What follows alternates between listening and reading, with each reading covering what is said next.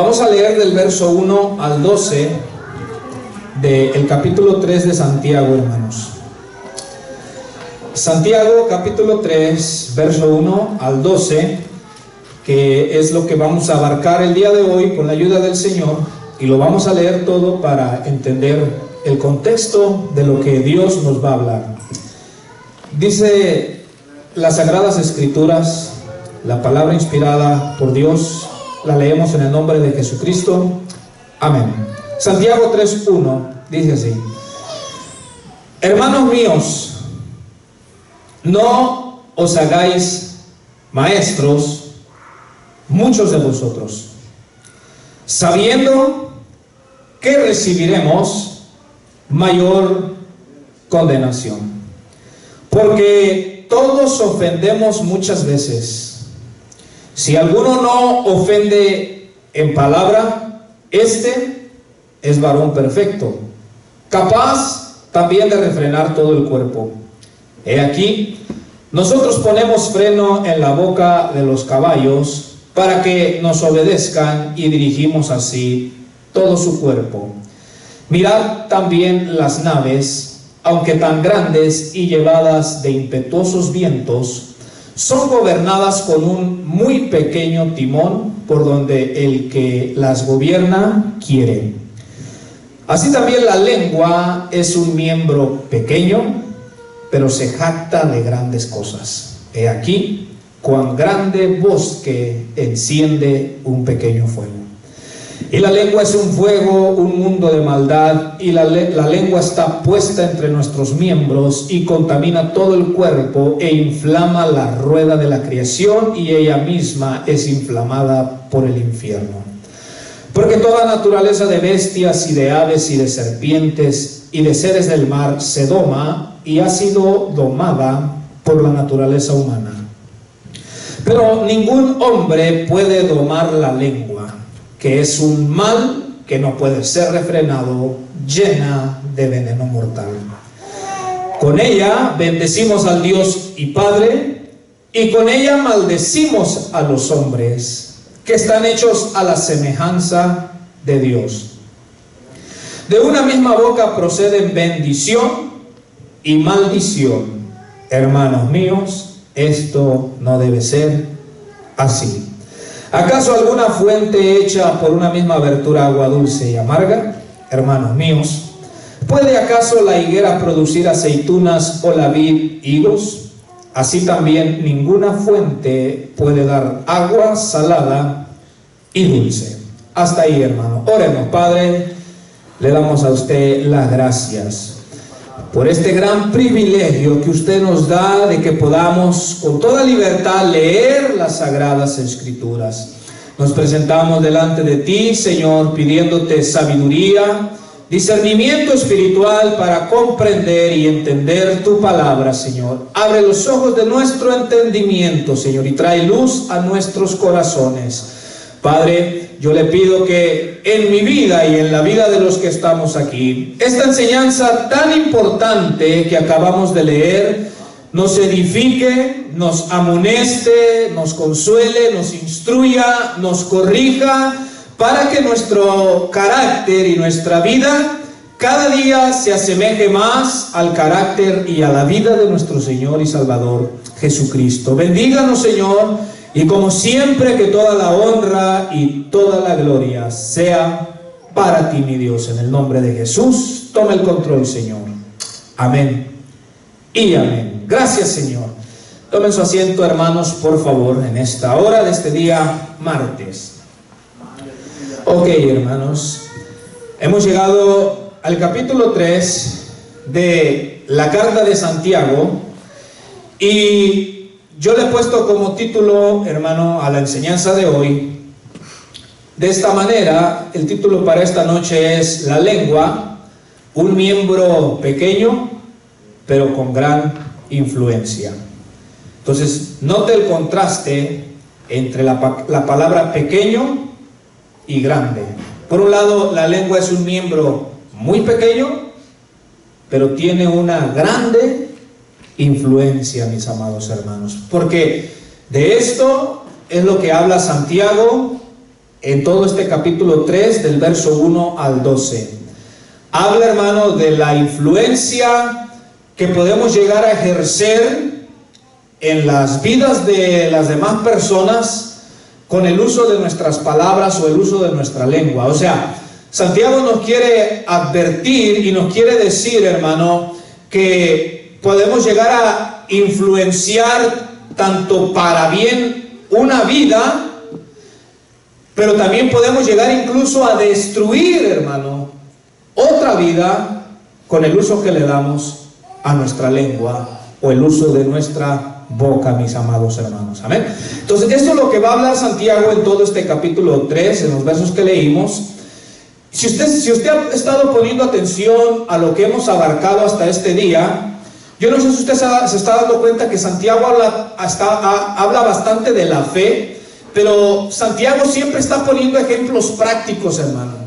O sea, Santiago nos quiere dar a entender que la verdadera fe en Cristo Jesús es una fe activa, hermano. Amén. Es una fe que actúa frente a las pruebas, es una fe que actúa frente a las tentaciones, es una fe que actúa cuando la palabra se vuelve como ese espejo. Es una fe, hermano, que no hace favoritismos. Es una fe, hermano, como predicaba nuestro hermano Robin hace 8 días, es una fe que se muestra por las obras, como la mostró Abraham, como la mostró Rahab, la ramera. Pero hoy Santiago va a hablar que la verdadera fe en Cristo Jesús también tiene que ver con el uso de nuestra boca, hermano, ¿verdad? De eso es de lo que vamos a hablar. Pero antes de comenzar, yo quisiera involucrarlos a ustedes, que usted participe para que no se me aburra, no se me duerma, no se me distraiga, ¿verdad? Yo quisiera preguntarles, hermano, ya que vamos a hablar del uso de la boca o de la lengua, quiero que usted me diga qué tipo de pecados se cometen con la boca, hermano, o con la lengua. Mencióneme uno. A ver, ¿quién es el primer valiente, la primera valiente? Mencióneme un pecado que se comete con la lengua o con la boca. El falso. La calumnia. Los falsos.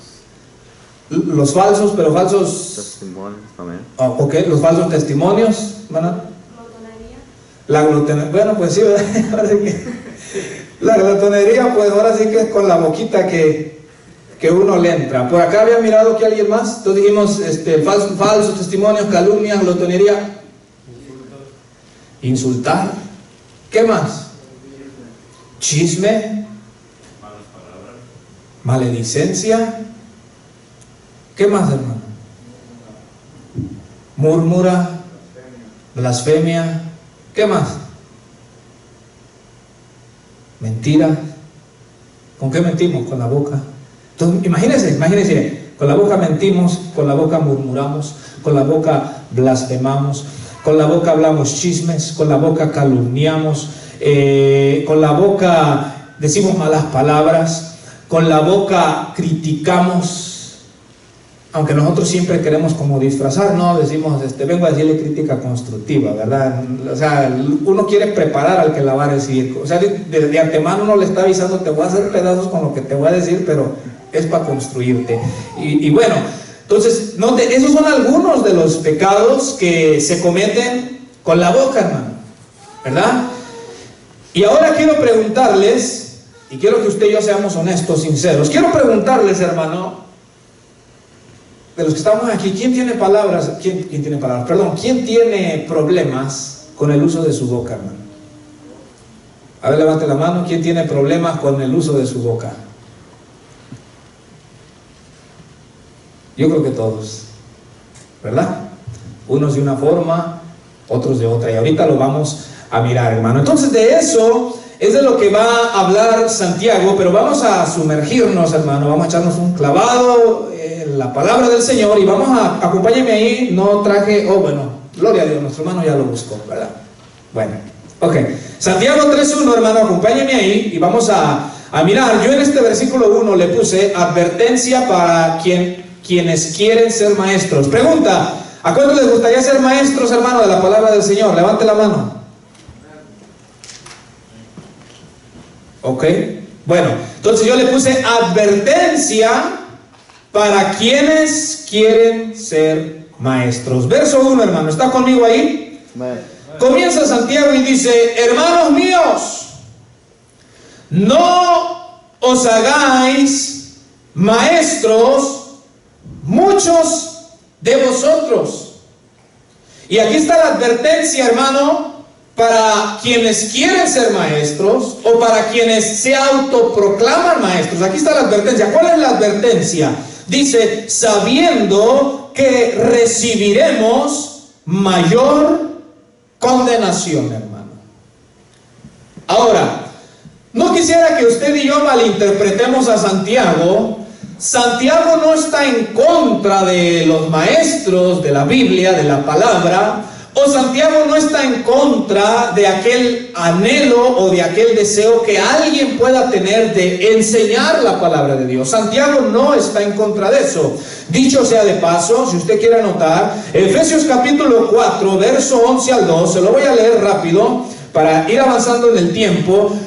Efesios 4, 11 al 12 nos dice que de los 5 ministerios que el Señor levanta para edificar a la iglesia, el de maestros es uno de ellos. Se los leo. Efesios 4, 11 dice: y Él mismo, refiriéndose a Cristo, y Él mismo constituyó a unos apóstoles, a otros profetas, a otros evangelistas, a otros pastores y maestros. ¿Con qué fin? Versículo 12: a fin de perfeccionar a los santos para la obra del ministerio, para la edificación del cuerpo de Cristo, hermano. Entonces está claro que entre los ministerios que el Señor ha dado a la iglesia está el ministerio de quien es maestro.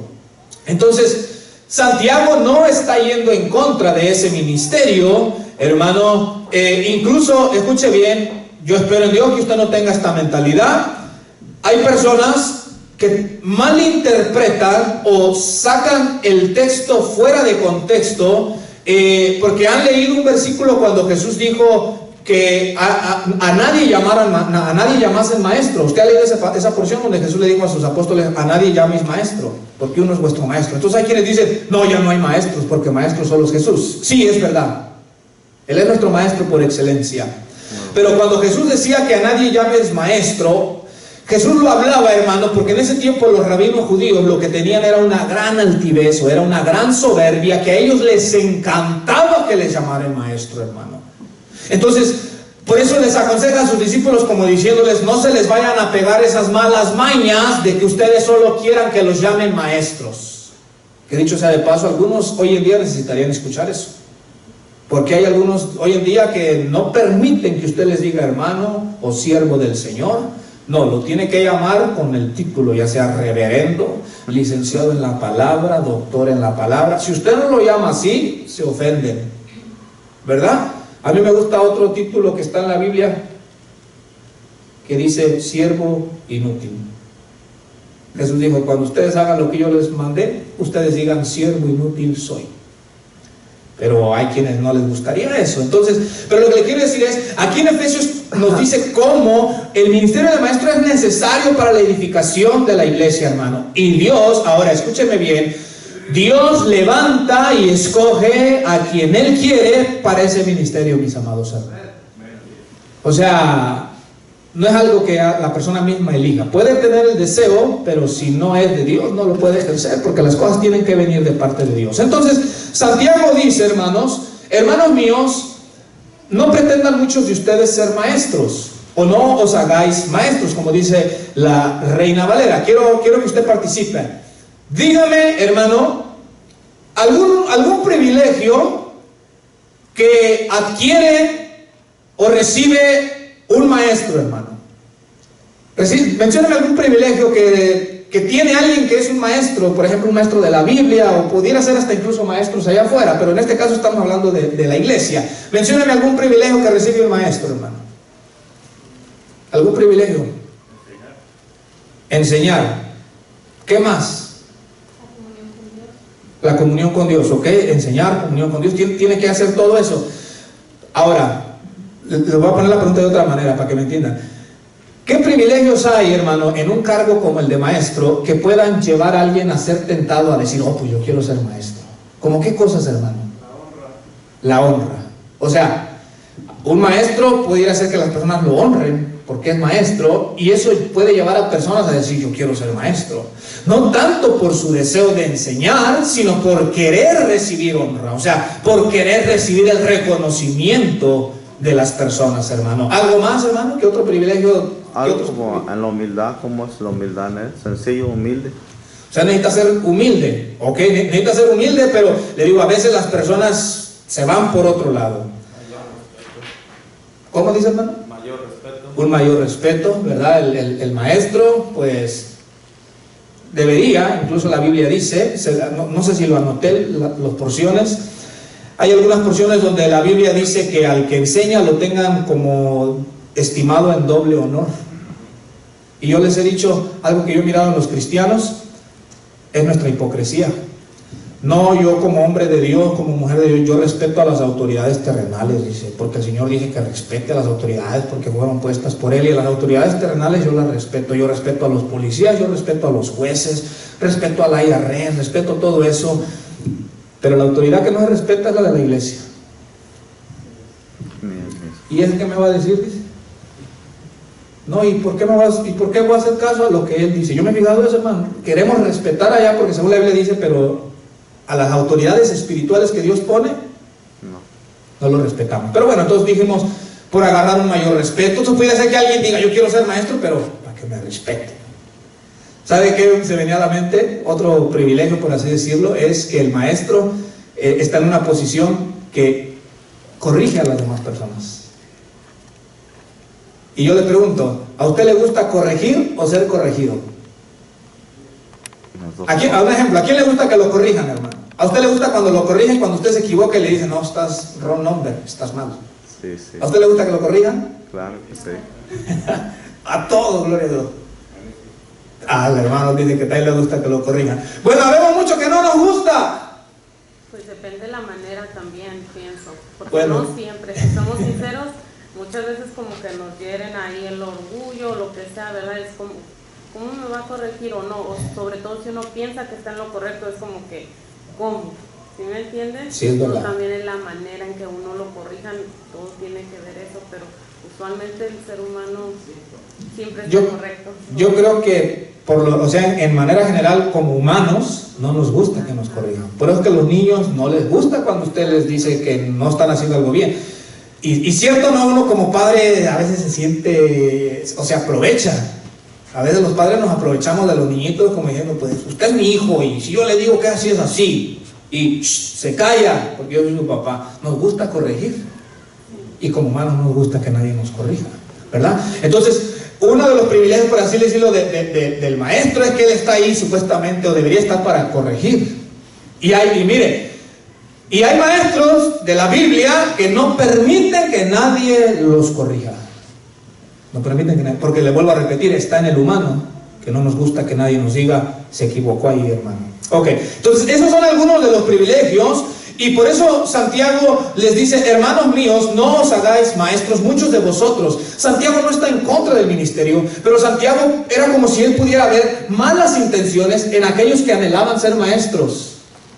Ahora yo quiero hablarle, hermano, de los deberes de un maestro de la Biblia. Y le voy a hablar de dos, hermano. El primer deber de alguien que es llamado a ser maestro o a enseñar la Biblia, el primer deber es que el maestro no solamente lee la Biblia, el maestro debe de estudiar, interpretar la Biblia y enseñarla a otros, hermanos. Entonces, mire, el que es llamado a ser maestro no lee la Biblia. Yo le dije en una ocasión a un hermano, no es lo mismo leer la Biblia a estudiar la Biblia, son dos cosas muy diferentes. Yo puedo leer la Biblia así, y aquí, y se acabó y me voy a dormir bien a gusto. Estudiar es diferente. Estudiar es leer y hacer preguntas. ¿Quién dijo esto? ¿A quién se lo dijo? ¿Por qué lo dijo? ¿Qué significa esta palabra? ¿A quién le habló Dios en esta porción? ¿Cómo aplico yo eso a mi vida? ¿Cómo me ayuda a mí en mi vida? ¿Qué me está enseñando? Son dos cosas diferentes, hermano. Entonces, un deber del maestro es estudiar la Biblia, interpretarla y enseñarla. Y para eso, hermano, se requiere mucho tiempo. Para eso se requiere mucha dedicación. ¿Quiere que le diga algo? Yo le dije la vez pasada, estaría bien que escribiera un libro, lo que callamos los pastores. Yo a mí me da tristeza con los pastores que tienen que trabajar un trabajo arduo y luego tienen que ir a predicar varias veces a la semana. No estoy diciendo que sea imposible o difícil. Me da tristeza, le voy a decir por qué. Porque cuando el pastor vaya afuera a trabajar 8 o 10 horas en lo secular, le abarca o le quita mucho tiempo y le quita muchas energías. Entonces, él cuando quiere venir a estudiar para compartir la palabra, a veces no tuvo el tiempo suficiente o la energía suficiente, hermano. Entonces yo he fijado muchos pastores que, pues ahora sí que el mismo mensaje siempre, el mismo. Y yo me he dado cuenta, si usted se fija, hay pastores que enseñan o predican muy bien, le explican todo muy bien, pero en su mayoría ellos son pastores pues, que tienen el tiempo libre. O sea, ya no trabajan en lo secular. Entonces ellos pasan horas, porque mire hermano, para estudiar e interpretar la palabra se necesitan horas de estudio. Usted, ya sea aquí en la iglesia o en la internet, usted escucha una predicación de 30, 40 minutos, pero ese pastor que predicó 30, 40 minutos, le aseguro que fueron horas que estuvo estudiando para predicarle esos 40 minutos en ese rato, hermano. Son horas de estudiar, son horas de leer, son horas de investigar, de escudriñar, hermano. Entonces ese es uno de los deberes del que enseña o del maestro. Y quiero leerle unas porciones. Mire, por ejemplo, Primera de Timoteo capítulo 4, se los voy a leer. Primera de Timoteo capítulo 4, versículo 13. Como Timoteo era un joven pastor, Pablo, inspirado por el Espíritu Santo, le da estos consejos. Dice Primera de Timoteo 4:13, le dice: entre tanto que voy, ocúpate en la lectura. ¿Pero en la lectura de qué, hermano? ¿Del periódico? ¿En la lectura del horóscopo? No, en la lectura de la palabra. Le dice Pablo: entre tanto que voy, ocúpate en la lectura, la exhortación y la enseñanza, hermano. Hermano, yo he conocido muchas personas que quieren predicar en la iglesia, pero no leen la Biblia. Y mi pregunta es: ¿y qué quieren predicar? No, es que yo quiero sacar lo que traigo atorado aquí en mi ronco pecho, dice. Es que yo aquí en mi ronco pecho traigo muchas cosas que yo quisiera. Sí, pero lo que va a sacar del ronco pecho, ¿qué? ¿Es de lo que ha estudiado o leído o es de sus opiniones? Hermanos, yo se lo digo de verdad, yo he oído mucha gente que quiere y se ponen bravos con el pastor. Y se lo digo desde que estamos en Nashville, se ponen bravos, quieren predicar, pero no leen la Biblia. Y toman algunos textos y los sacan fuera del contexto. No, yo no necesito leer, dice, porque la palabra de Dios dice en el Antiguo Testamento: abre tu boca que yo te la llenaré de palabras. Y yo le he dicho: si usted no lee y abre la boca, se le van a llenar, pero de moscas. Ahora, no es porque yo dude del poder de Dios, yo sé que Dios le puede dar sabiduría así a alguien, hermano. Pero el que en verdad quiere enseñar, hermano, mire lo que le dijo Pablo a Timoteo: ocúpate en la lectura, lee. Estudia, lee una vez, lee nuevamente. Si lees un capítulo, léelo una vez, léelo 2 veces, léelo 3 veces, léelo bastantes veces. Mire, ahora ahí mismo en ese mismo capítulo 4, pero el verso 16, si usted está ahí, pues sígame, mire lo que dice el verso 16. Si no, escuche, dice: ten cuidado de ti mismo y de la doctrina, persiste en ello, pues haciendo esto te salvarás a ti mismo y a los que te oyeren. Entonces, mire la advertencia de Pablo a Timoteo: ten cuidado de ti y de la doctrina. O sea, ten cuidado, Timoteo, de lo que vas a enseñar. Ten cuidado, le está diciendo Pablo a Timoteo: ten cuidado de no torcer la Biblia, de no torcer las escrituras, hermano.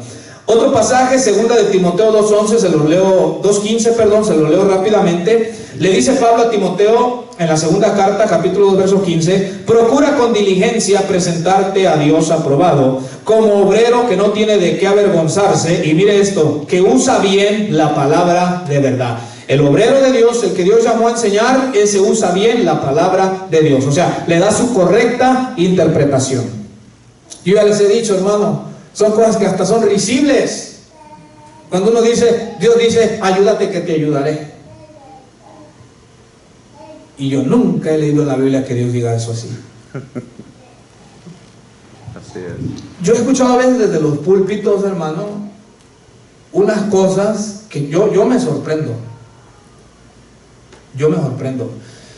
Yo entiendo y yo sé ni el mejor pastor que exista alrededor del mundo. Yo entiendo que hay muchas cosas que ni aún los pastores, los que predicamos, entendemos. Pero una cosa es que yo no entienda muchas cosas y otra cosa es que de plano definitivamente hable cosas ya muy fuera de lugar. Entonces aquí Pablo le dice a Timoteo, usa bien la palabra de verdad, hermano. Entonces ese es un deber de el maestro, es estudiarla, interpretarla y enseñarla a otros. El segundo deber del maestro, hermano, y aquí está lo serio, porque es que yo puedo estudiar, interpretar y regañar parejo. Aquí está el segundo deber del maestro, que el maestro debe de vivir lo que predica. Aquí es donde se pone sabroso para los que predicamos. Le comentaba esto a mi esposa antes de venir y digo, ay Diego, le dije, mientras meditaba esto de que el que enseña tiene el deber de vivir lo que predica. Le dije a mi esposa, ¿sabes de qué me he dado cuenta? Le dije que el Señor le ha dado a las esposas de los que enseñan un ministerio. Me dijo mi esposa, ¿cuál? Le dije, ¿cuál es el ministerio que les da Dios a las esposas de los que enseñamos o predicamos? Dice, ¿cuál? Le digo, el ministerio de recordarnos cuando no estamos haciendo lo que predicamos prédicas pasadas. Porque no nomás es el espíritu o la conciencia, hermano. A ver, nuestra esposa nos permite que dice, si predica, y el sábado tú estabas predicando de esto, dice,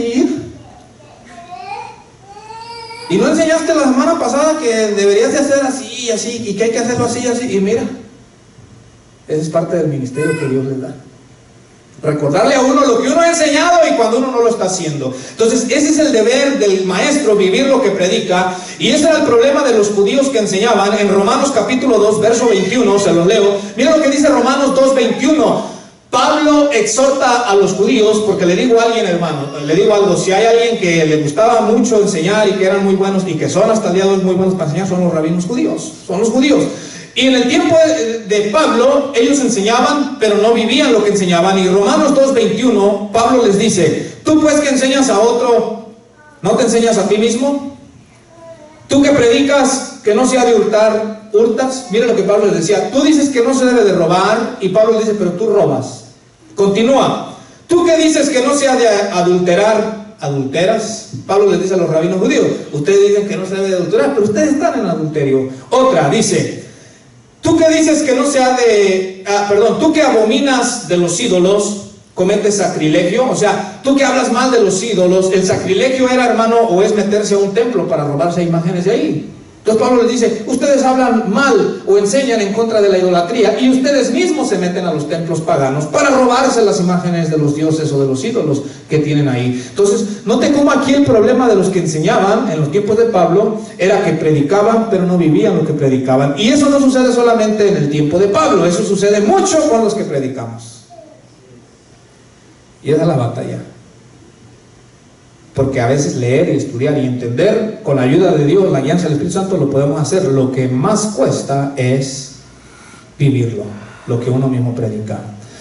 Entonces, esos son de los deberes del maestro, pero ahora le voy a hablar de la advertencia. Y dice ahí, no pretendan muchos de ustedes ser maestros, pues como saben, seremos juzgados con más severidad. El que enseña va a ser juzgado con más severidad, hermano. Y por eso es que Santiago les dice, no quieras ser maestro así nomás pensando en privilegios, pensando en decir, oh, pues yo voy a regañar a medio mundo, voy a corregir a medio mundo, me van a saludar con respeto porque enseño. Santiago les dice, no, ten en mente que el que enseña va a ser juzgado con una mayor severidad que los demás. ¿Por qué, hermano? Porque al enseñar, la persona que enseña influencia a los que lo escuchan. Si el que enseña mal, va a influenciar mal a todos los que lo escuchan. Y Dios le va a pedir cuenta a ese hombre o mujer que enseñó a otros y los enseñó mal. En otras palabras, hermano, por ejemplo, si yo les enseño mal a ustedes y por mi culpa o por mi mala enseñanza, ustedes obran mal, viven mal, Dios me va a pedir cuenta a mí, no solo de cómo yo viví, me va a pedir cuenta de cómo yo les enseñé a ustedes. A mí me preocupa hoy en día, hermano, tanta mentira ya que se habla. He escuchado hoy en día pastores que dicen, por ejemplo, le dicen a los cristianos que tatuarse, les cito ejemplos, tatuarse no es pecado, dicen, porque ya eso no sirve, no importa, ya no tiene importancia. Entonces los cristianos de hoy en día andamos todos rayoneados, parecemos libretas. ¿Y por qué andan así los cristianos? Porque los pastores dicen que eso no es pecado. Santo Dios. Esos pastores le van a dar cuenta a Dios de eso. Estos días escuchaba un pastor que yo lo escucho bastante y me sorprendió que él hable esto, pero bueno, pues nadie somos perfectos, ¿verdad? Pero él dijo que el suicidio no es pecado. Que si un cristiano se suicida, no se va a condenar, o que Dios lo va a entender por qué se suicidó.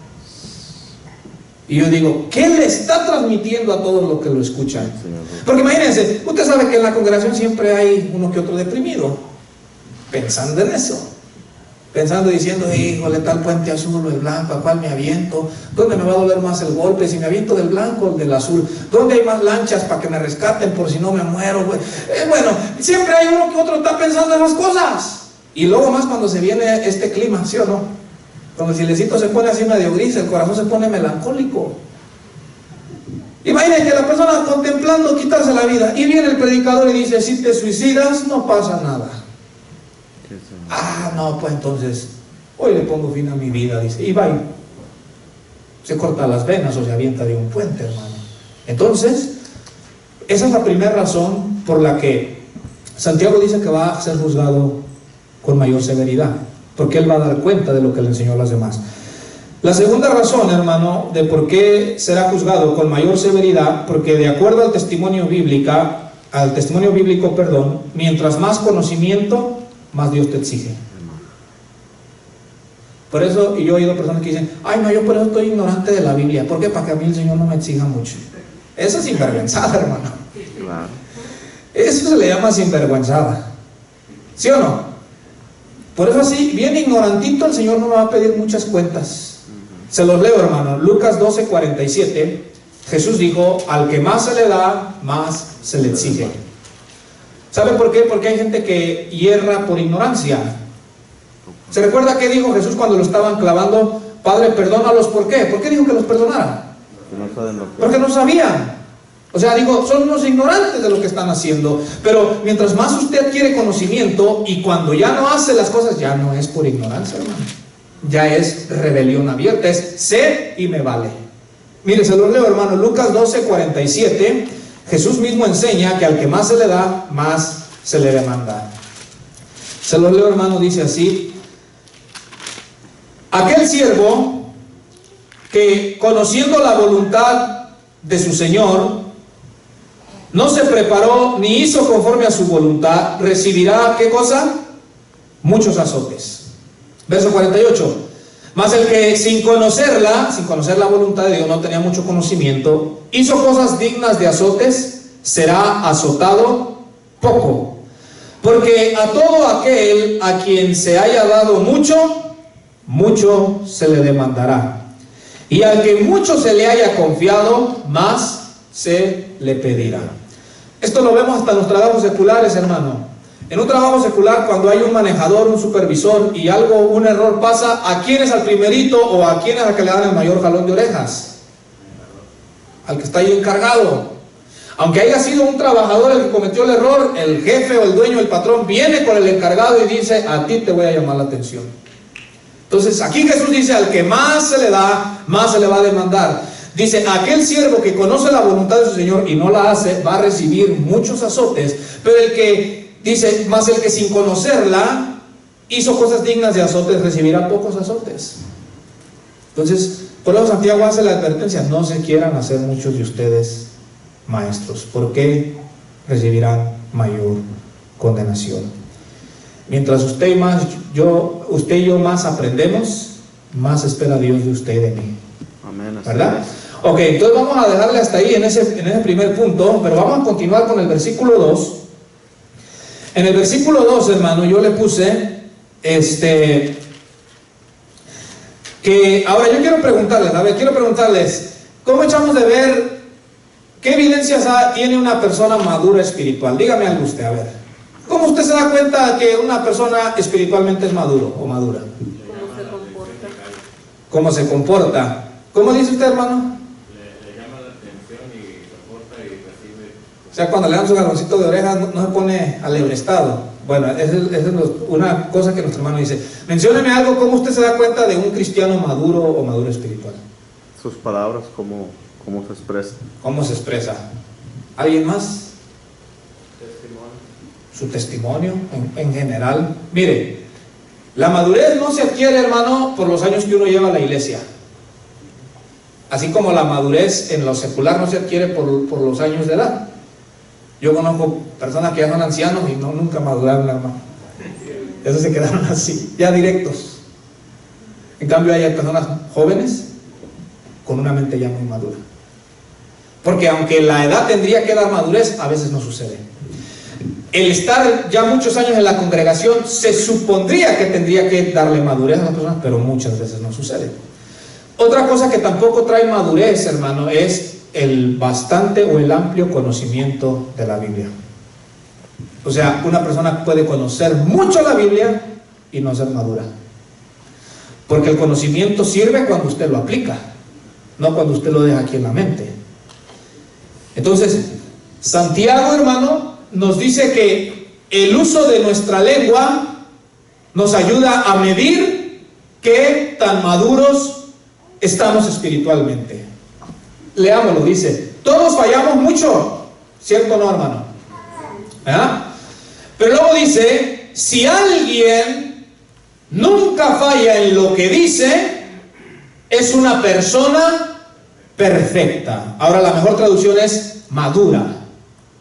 No está hablando de perfección de alguien que no tenga defectos, está hablando de una madurez. Entonces Santiago dice, si alguien nunca falla en lo que dice, es una persona perfecta, capaz también de controlar todo su cuerpo. Yo me puedo dar cuenta de la madurez de una persona en la manera que habla y en lo que habla. Yo me puedo dar cuenta de eso. Con escuchar a alguien, su manera de hablar, yo me puedo dar cuenta de la madurez de la persona. Las cosas que habla y cómo las habla son una evidencia de madurez, hermano. Y Santiago dice que el que no ofende en lo que dice es una persona perfecta o madura, y dice que esa persona es capaz también de controlar todo su cuerpo. Porque si somos sinceros, hermano, lo que mucho cuesta controlar es esta lengua, hermano. ¿Sí o no? Somos bien precipitados para hablar. Les pregunto, hermano, ¿usted ha dicho cosas que a los minutitos después se arrepintió de haberlo dicho? ¿Verdad? Y usted dice, ¿para qué lo dije? Pero ya lo soltó. ¿Verdad que sí? Porque nos cuesta controlar la lengua, hermano. Entonces una manera de medir nuestra madurez espiritual, nuestra madurez como cristianos, no es los años que tenemos en la iglesia, no es que tanto sé yo de la Biblia, sino el controlar mi lengua. Hay un libro cristiano que se llama Esta boca mía. Usted se imagina por qué se titulará así, Esta boca mía, porque a veces uno así mismo dice, híjole, esta boca mía, ¿verdad? Porque seguido con la boca nos estamos metiendo en problemas, hermano. Pero continuemos, hermano, el del verso 3. Yo le puse en el del verso 3 al 6, la lengua es un miembro pequeño, pero con grande influencia. Leamos, hermano, el verso 3 en adelante. Dice, he aquí nosotros ponemos freno en la boca de los caballos para que nos obedezcan y dirigimos así todo su cuerpo. Santiago, hermano, nos va a poner varias ilustraciones, entre ellas el freno del caballo, el timón de una nave y un pequeño fuego que incendia todo un bosque. Si usted nota, en las tres ilustraciones de Santiago, Santiago está comparando cosas pequeñas que hacen cosas grandes. Por ejemplo, dice que el freno de un caballo, imagínense, hermano, es un fierrito que se le pone en la boca al animal con unas cuerdas de cuero, probablemente. Pero dice que ese aparatito que le ponen en la boca con esas cuerdas de cuero son capaces de controlar a todo el animal. Imagínense, yo he mirado niños montando caballos grandísimos y en cuanto a fuerza, pues el caballo es mucho más grande y mucho más fuerte, pero el niño lo controla por medio del freno que lleva en la boca. Entonces el frenito lo lleva ahí en la boca y las correas, y para donde el niñito lo va dirigiendo, le mueve todo el cuerpo al caballo. ¿Verdad que sí? Entonces Santiago está hablando de lo pequeño que es la lengua, pero la grande influencia que ejerce. El segundo ejemplo que Santiago pone, leámoslo, hermano, por favor, en el verso 4, si está ahí conmigo. Nos dice: mirad también las naves, aunque tan grandes y llevadas de impetuosos vientos, son gobernadas con un muy pequeño timón, por donde el que las gobierna quiere. ¿Ha mirado usted las grandes embarcaciones? ¿Y ha mirado el tamaño del timón? Está chiquito, ¿eh? Hasta risible, da risa. Pero mire, ese timón chiquito controla toda la nave. Para donde el timón le da, todo el barco ese se mueve, hermano. Nuevamente, Santiago está hablando de la lengua como un miembro pequeño que ejerce una gran influencia. Pero quiero tocar el tercer ejemplo que él pone, verso 5. Así también la lengua es un miembro pequeño. Ahí está, es un miembro pequeño, pero se jacta de grandes cosas. He aquí cuán grande bosque enciende un pequeño fuego. Una colilla de cigarrillo, hermano, es capaz de que todo un bosque se encienda. Así es. Así algo pequeñito, hermano, puede causar todo un incendio. Santiago está diciendo, hermano, que la lengua está entre nuestros miembros del cuerpo y es un miembro pequeñito, pero que ejerce una gran influencia a la hora de usarlo. Mire, yo anotaba aquí algunas cosas.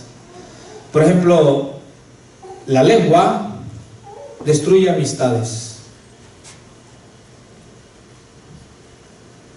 ¿Por qué? Porque a veces el chismoso va y por un chisme, a los que eran grandes amigos, mire, gente que eran grandes amigos de toda la vida, por un chisme que alguien les dijo, dicen: ya a ese no lo quiero ver ni en pintura. Entonces es un miembro pequeño, pero ejerce una gran influencia. Les leo Proverbios 16:28, donde habla del chismoso que separa a los amigos. Cuando tenga oportunidad, lea Proverbios. Proverbios enseña bastante del uso de la lengua. Proverbios 16:28 dice así, hermanos, mira lo que dice: el hombre perverso levanta contienda, y el chismoso aparta a los mejores amigos. ¿Qué hace el chismoso? Apartar a los mejores amigos. ¿Y cuál es el instrumento del chismoso? Pues la lengua. Puede destruir una amistad de años un chismoso. Hace un tiempo atrás un hermano cada rato venía pues con chisme. Fíjese que dijeron de usted, hermano Diego, y de su esposa y de su familia esto y esto. Una vez, 2 veces, 3 veces. Y yo le decía a la persona: mire, dije, lo que se me hace curioso es que vengan cada rato con usted y se lo digan. Y yo le digo: ¿sabe cuándo se acaba el chisme? Cuando no hay un oído que lo escuche. Yo le dije: si esa persona viene con usted y con usted, no, y es que hay gente que cuando dicen: ¿qué crees? Ay, hasta como que les agarra una ansiedad. ¿Qué dice? A ver, espérate, vamos a sentarnos, dice, vamos a sentarnos, porque quiero ir bien, dice, quiero que me cuente bien, dice, no, pues sentémonos, dice, a ver, cuenta, dice. Mire, uno trae picazón en la lengua por chismear, y el otro trae picazón en el oído por oír el chisme. Entonces la lengua es un miembro pequeño con mucha grande influencia, puede destruir amistades. ¿Qué más, hermano? Con la lengua se enlodan reputaciones. ¿Cuántas personas no perdieron su reputación por alguien que los calumnió, hermanos?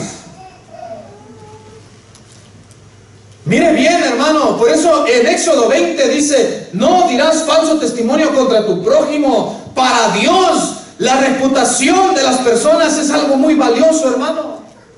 Y si para Dios lo es, para usted y para mí, la reputación de los demás tiene que ser algo de grande estima, hermanos. Porque el testimonio o la reputación, una vez perdida, es muy difícil, hermano, volverlo a conseguir para atrás, hermano.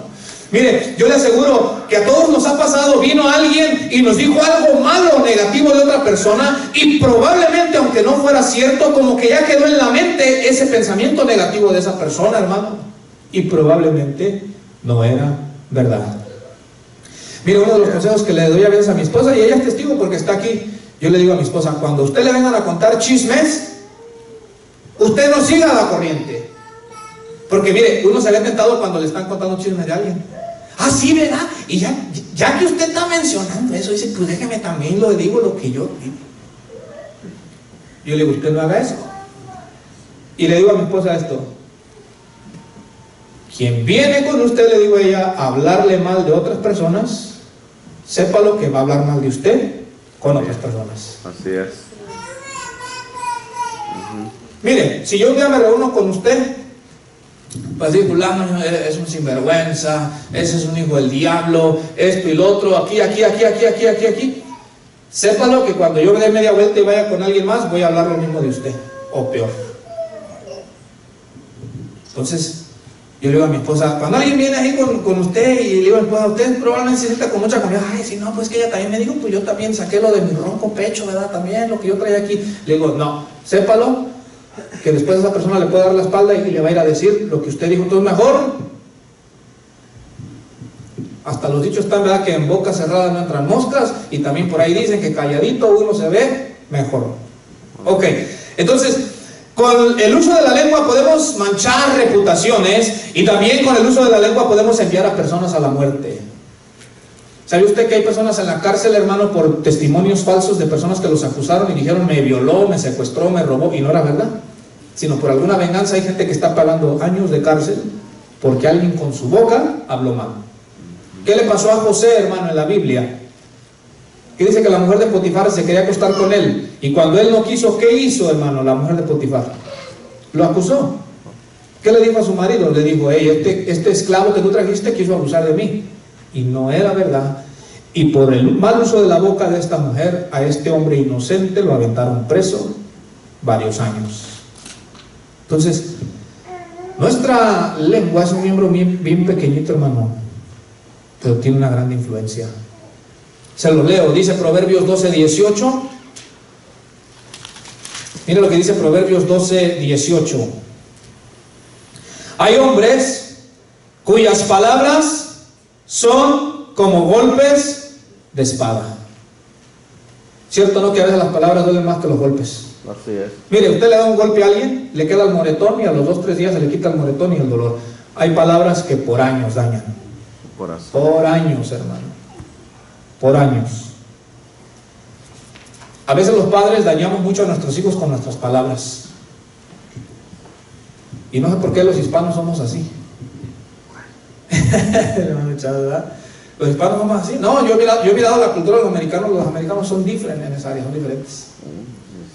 Mire, yo me he fijado que los americanos en los trabajos, bueno, con los que algunos que me han tocado a mí trabajar, usted hace el trabajo así medio feíto, y ellos como quiera le dicen: good job, well done, dicen. Oh, well done, excellent. Y yo a veces por dentro digo: siento que el trabajo me quedó medio mal hecho, y este viene y hasta me felicita, me dice que le encanta el trabajo. Nosotros hispanos siempre bien negativos. Nosotros como hispanos a los hijos, mire, yo me recuerdo, yo les he contado, hermano, mi sueño de niño era ser futbolista, y amigos y familiares: no, Dios, tú vas a llegar a ser futbolista. ¿Y sabe qué me decía mi papá? Tú eres el más malo de todos los que juegan en el equipo. No, y yo se lo he recordado. Ahora, yo no tengo rencor con mi padre, pero yo le digo: papá, es que usted decía que yo era el más maleta de todos, y no era cierto. Pero en ese momento, cuando yo estaba joven, en mi adolescencia, a mí me calaba que mi padre me dijera eso. Yo no escuchaba a mi papá decir: hijo, si usted luche, si usted quiere eso, échale ganas, yo lo voy a apoyar. No. Los padres muchas veces con nuestras palabras provocamos una gran influencia. Mire, puede ser positiva o puede ser negativa. Si nosotros como padres somos los que decimos: usted es un inútil, usted es un bueno para nada, usted va a terminar en la cárcel, usted es un flojo, usted es un esto, usted es el otro, pues probablemente es lo que va a hacer con esa persona. Porque dice esta palabra, dice este versículo que leímos, hermano, que hay hombres cuyas palabras son como golpes de espada. Imagínense un golpe de una espada, duele. A veces las palabras así también son. Les leo otra porción, Proverbios 18:21, hermano, dice así: la muerte y la vida están en poder de la lengua, y el que la ama comerá de sus frutos. Mire, la muerte y la vida están en poder de la lengua. Con la lengua usted le puede dar vida a alguien que está desanimado, moribundo, desalentado, y con la lengua usted lo puede asesinar espiritualmente hablando. Así es. Mire el poder. ¿Cierto o no? Cuando usted está triste, a veces hasta unas palabras, hermano, lo animan, le levantan el ánimo. Pero a veces está triste y el otro llega a rematarlo con sus palabras. No a levantarlo, sino le viene a dar el tiro de gracia. Porque aquí está diciendo Proverbios esto: la muerte y la vida están en poder de la lengua. Pasamos, hermano, al siguiente imagen, por favor. Entonces note el miembro pequeñito, pero la gran influencia. Yo le puse, hermano, en el verso del verso 7 al 8, cuando el domador es domado. Porque los hombres hemos domado muchas cosas, pero somos domados por nuestra lengua. Versículo 7, hermano, dice: porque toda naturaleza de bestias y de aves y de serpientes y de seres del mar se doma y ha sido domada por la naturaleza humana. Pero ningún hombre puede domar la lengua, que es un mal que no puede ser refrenado, llena de veneno mortal. Entonces, cuando el domador se vuelve domado, dice Santiago que el hombre ha podido domar animales, bestias, aves, de todo. Pero dice que lo que el hombre no puede domar es la lengua. Pregunto, a ver, para que se le vaya el sueño, mencióname algún animalito que usted ha mirado que el hombre los ha domado, que hasta los ponen a veces hasta en circos. A ver, hermano Francisco. El chango. A los perros, ok. El ¿Qué chango. más? ¿Qué dice, hermano? El chango. A los changos, ¿verdad? Unos changos hasta bailarines, ¿sí o no? Tigres. Los tigres, los leones, ¿qué más? Elefantes. Elefantes, los elefantes los ponen que se paran así, imagínense, tremendo animalote. Águilas. Las águilas, los cocodrilos.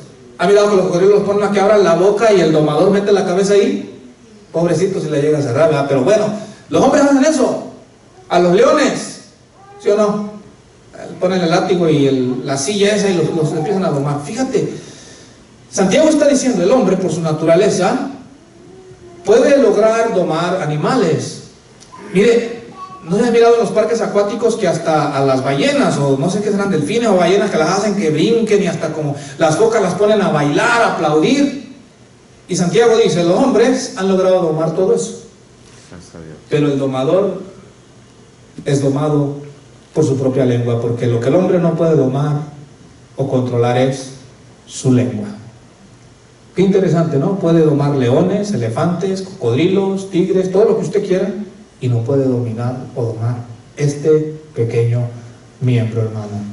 Entonces, por eso dice: el ser humano sabe domar, y en efecto ha domado toda clase de fieras, de aves, de reptiles y de bestias marinas, pero nadie puede domar la lengua. Es un mal irrefrenable, lleno de veneno mortal. ¿Qué es lo que hace el veneno? Matar.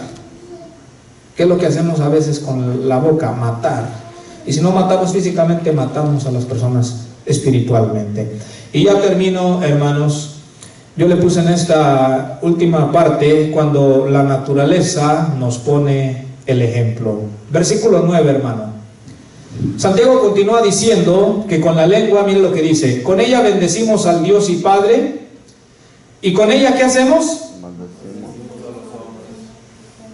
Que están hechos a la semejanza de Dios. Con él, te alabo, Padre, usted es santo, usted es maravilloso, no hay nadie como. Mire, algunos enamoramos a Dios, le hablamos bien bonito,